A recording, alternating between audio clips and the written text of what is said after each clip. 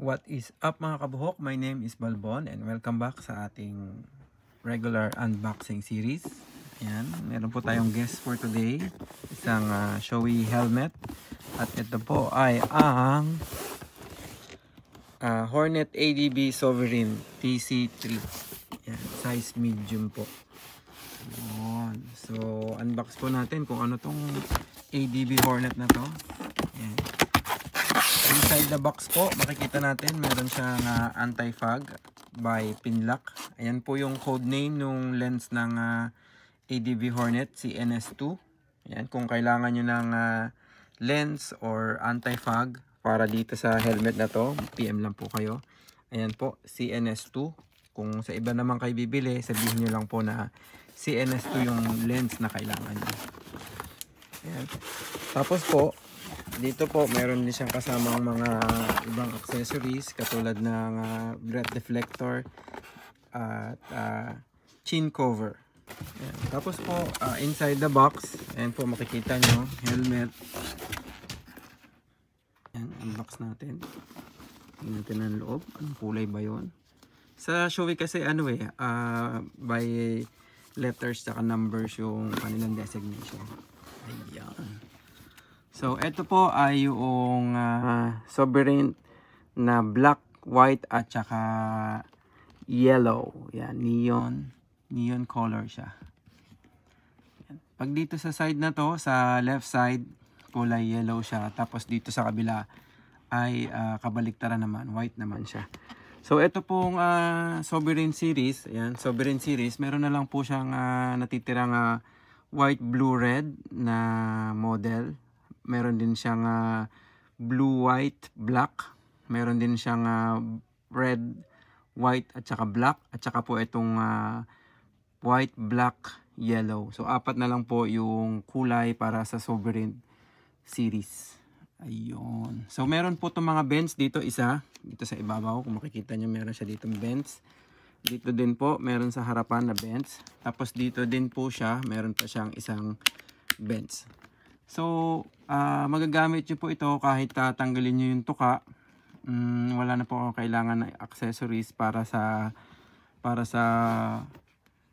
setting na yon. Tatanggalin nyo lang po yung tuka. Twist nyo lang dito.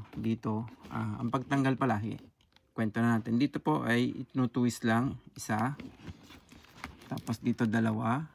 Then, kailangan pag na-twist nyo na, hahatakin nyo lang po. Pakita natin lang ha.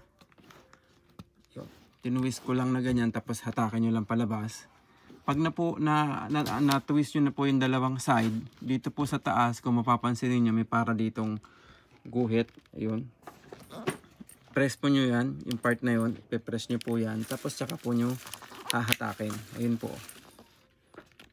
Pero sa ano na yun, check nyo na lang po yung old video ko. Meron po akong video tungkol dyan. So, check out nyo na lang. Double D-ring na rin po ito.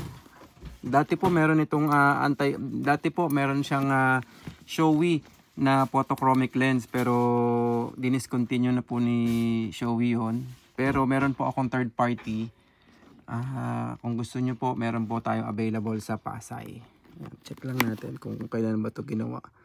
Yan. Ito ay gawa noong 2024 November pa. Yan. Bihira na lang din kasi itong nilalabas, kaya hindi na sila nag-manufacture masyado. Yun. Pero wala naman problema dun. Huwag po tayong masyadong picky sa date code. Hindi naman po kasi siya gamit. At yung 5-year rule po, starting po sana yun ng kung kailan nyo siya nag-start gamitin. Yan. So, not masyado. Maganda rin po yung lens nito kasi para siyang madami siyang settings, parang step niya. Hindi katulad sa Arai, parang dalawa lang. Ito, meron siyang, pwede niyo siyang gamitin kahit nakabukas ng konti. So, 1, 2, 3, 4, 5, 6, 6 steps siya. Sa Arai yata, dalawa lang.